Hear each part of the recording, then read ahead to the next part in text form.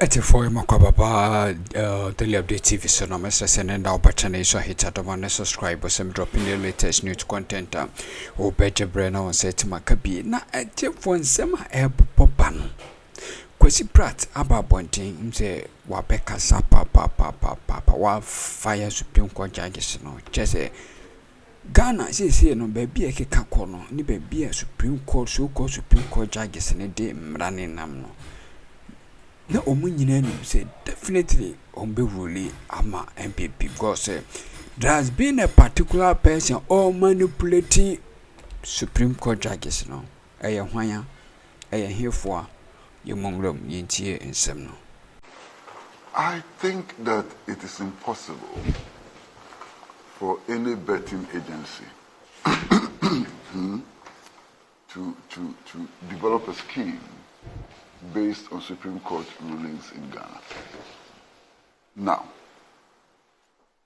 look, anybody you ask, everybody knew that the Supreme Court was going to take a decision in favor of the NPP caucus in Parliament and therefore Afenyo-Markin.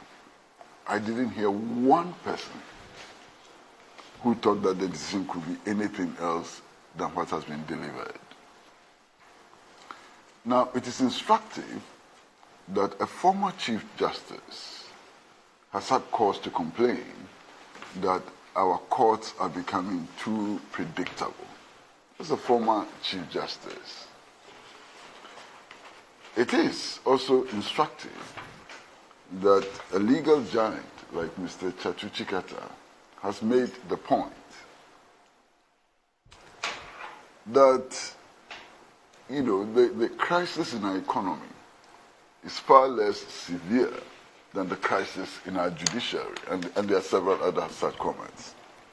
Indeed, this morning, you've read the comments of Justice Atuguba, who himself was a Supreme Court judge, and his comments are exceedingly interesting. He makes the point that the politicians we have, weird as they are, appear hell-bent on influencing judicial decisions. And he makes the point that even when they know they are wrong, they still attempt to influence judicial decisions, and that the courts are courts and can be persuaded by different kinds of means, and so on. These are very sad commentaries. In any democratic, dispensation, these are very, very sad commentaries. But these are the commentaries which are being made.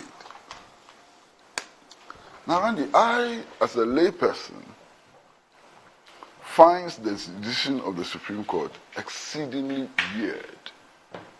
Okay, and I would explain. By the Supreme Court decision, somebody like Mamle Cynthia Morrison, Honorable, is still an NPP member of Parliament.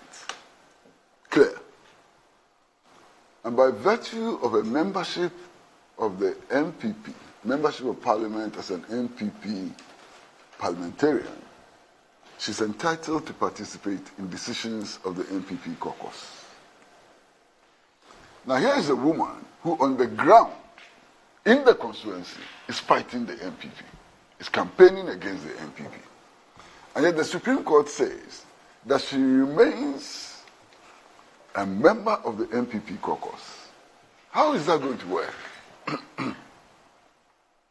The Supreme Court is saying that Honorable Mamle Morrison can attend NPP caucus meeting, even though she's against the party. This is weird. Extremely weird. By that decision, the Supreme Court is also saying that the NDC member of Parliament who is gone independent is still a member of the NDC caucus in Parliament. Weird. How does the NDC admit somebody into its meetings, some of which may be confidential meetings, who is on the ground campaigning against the party? So, these decisions, at least, they ought to sound reasonable to people like us. But clearly, they don't. Now, the decision has been made that the Speaker's ruling was unconstitutional. What is the effect of that? Look, that's what I was going to ask you about in view of your earlier remarks. Because we've not seen the reasons by the Supreme Court, could it be that the Supreme Court's position that the Speaker's action was unconstitutional has to do with one of the reliefs from the plaintiffs, which makes the point that by the Constitution, it is the High Court that can pronounce on a vacancy and not the Speaker? Could it be that that was a decision of the Supreme Court and that the Supreme Court has not gone into whether the NPP or NDC constitutions kick in, whether they remain members or not members, but on the vexed issue of whether it is the High Court that can pronounce on the matter or the Speaker? Let us assume that your speculation is grounded. Let us assume that your speculation is grounded. And that the Supreme Court's decision is that it's the High Court which can pronounce on the matter. Until the High Court pronounced on the matter, the status quo remains. No, they say that, you see, what they have announced to us is that the decision by the Speaker is unconstitutional. The reason why they say it's unconstitutional is what I am putting out a guess. Exactly. No, let me Okay. is what I'm putting out a guess. But what they have said is that the decision by the Speaker is unconstitutional, which means that they've quashed it, because that was the relief sought by.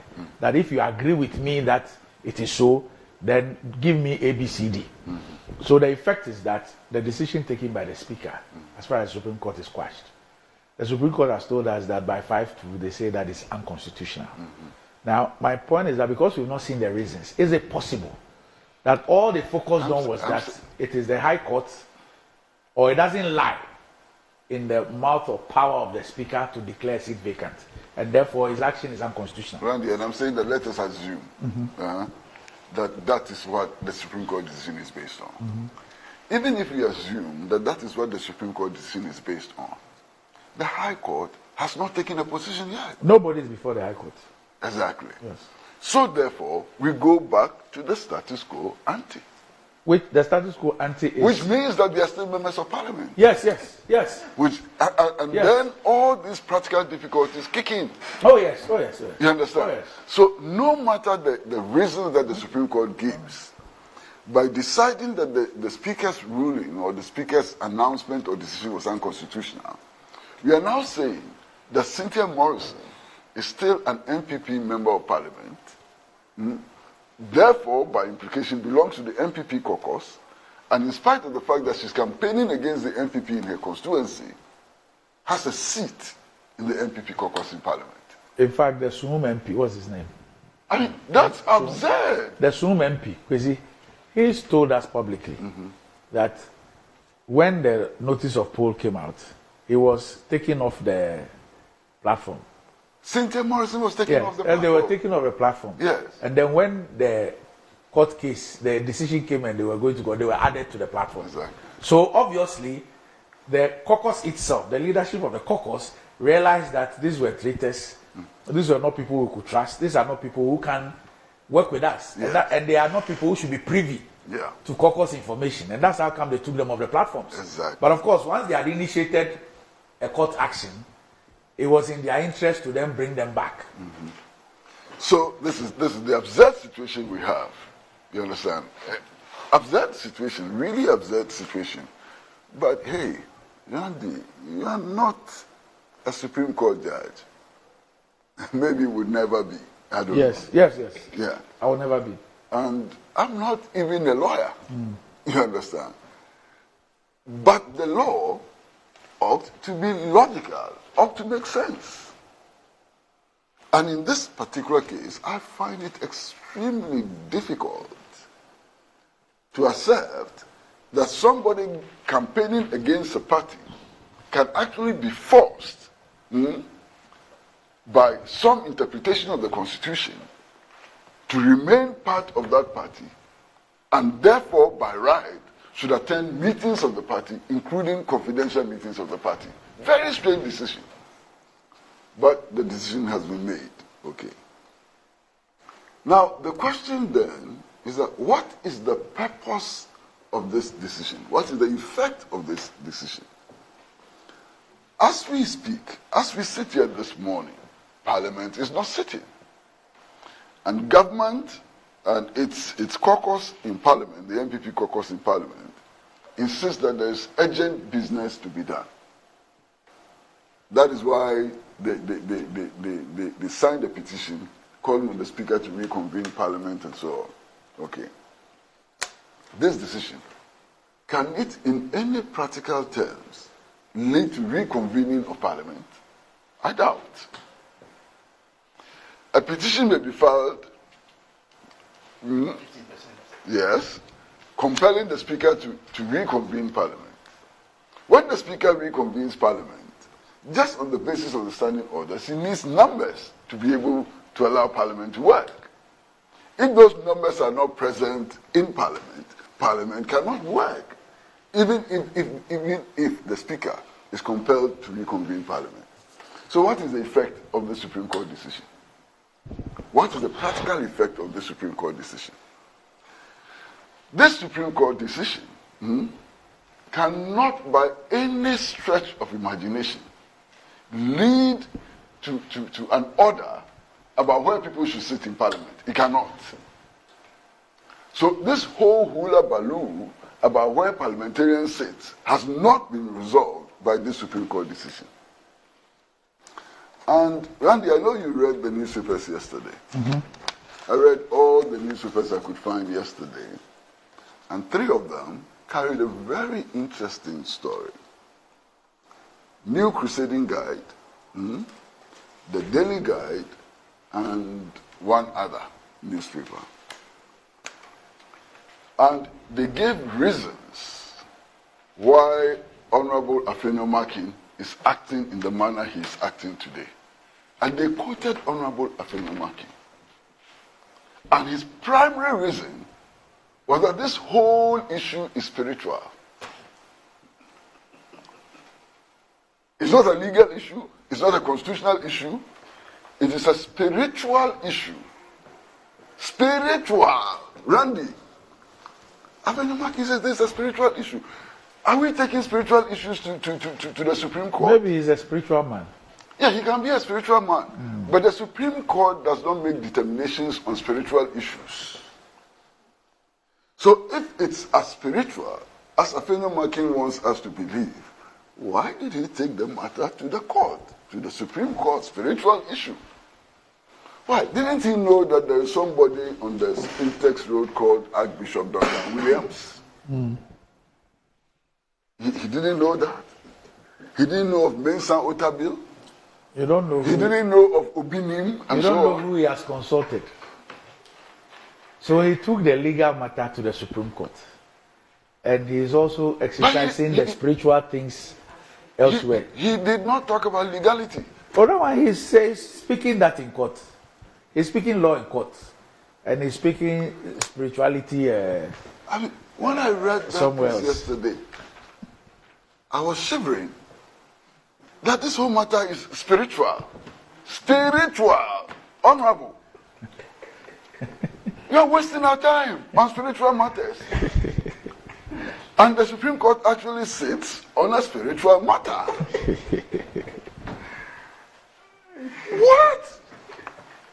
But that is what he says, you know. And yesterday I was so completely shocked, you know.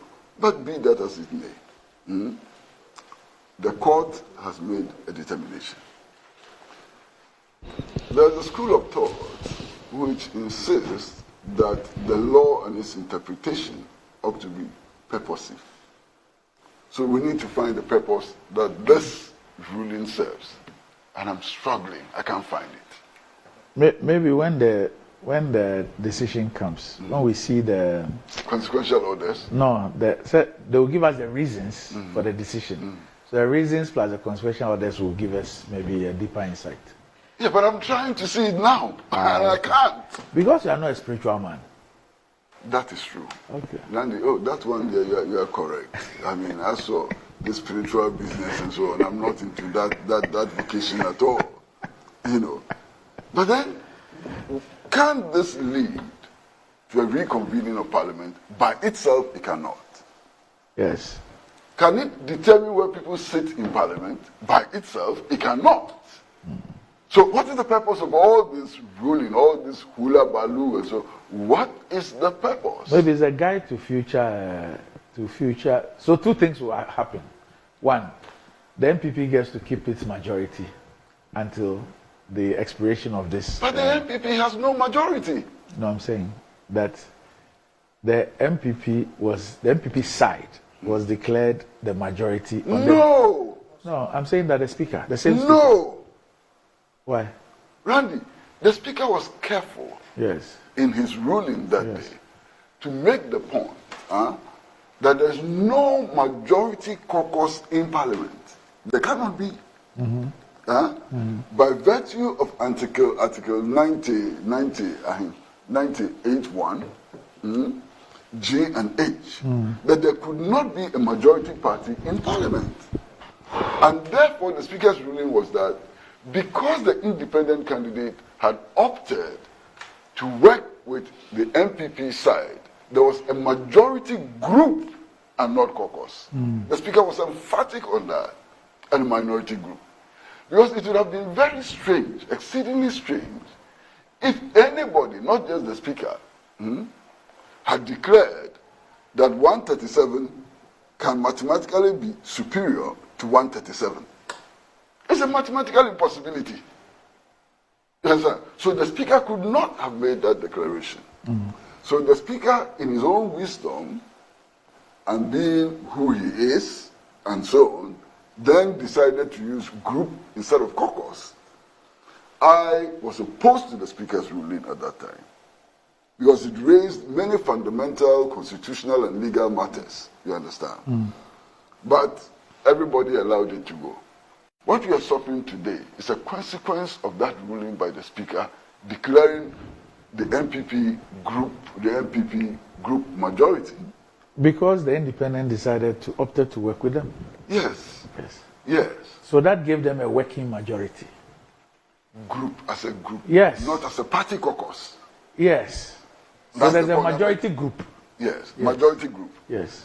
But even that, I believe that a strict application of the provisions of the Constitution disabled the Speaker from making that decision. Strict application. But we've gone past that, and nobody challenged it in court. At the time, I warned that it will have consequences, and now we have consequences. You know, what I think actually happened was that this whole idea of 137 as against 137 had never occurred in our parliamentary history, right from independence. Never occurred. And I don't think that anybody assumed that one day we'll be faced with this reality.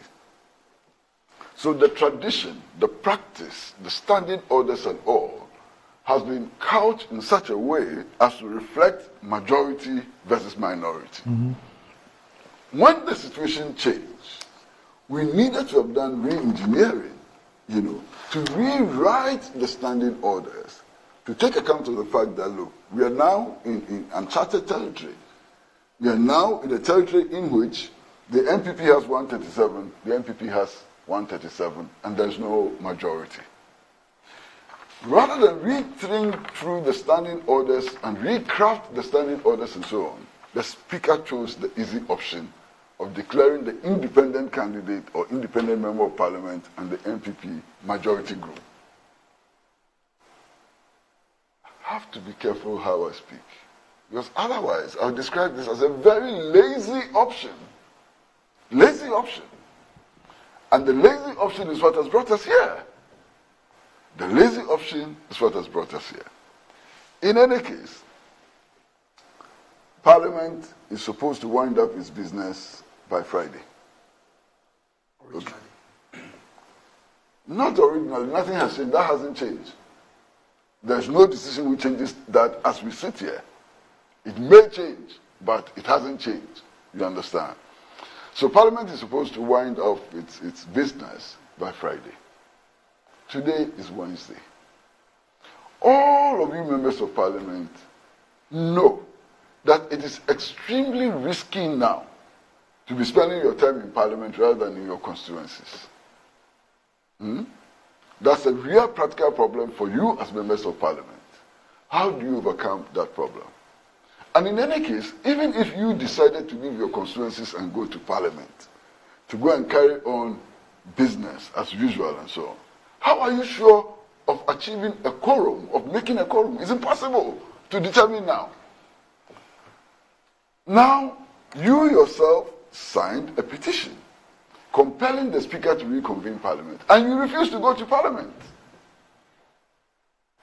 You refused practically to go to Parliament when Parliament was reconvened.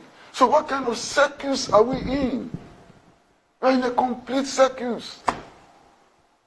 You cannot make any reasonable prediction today sitting here based on the Supreme Court decision.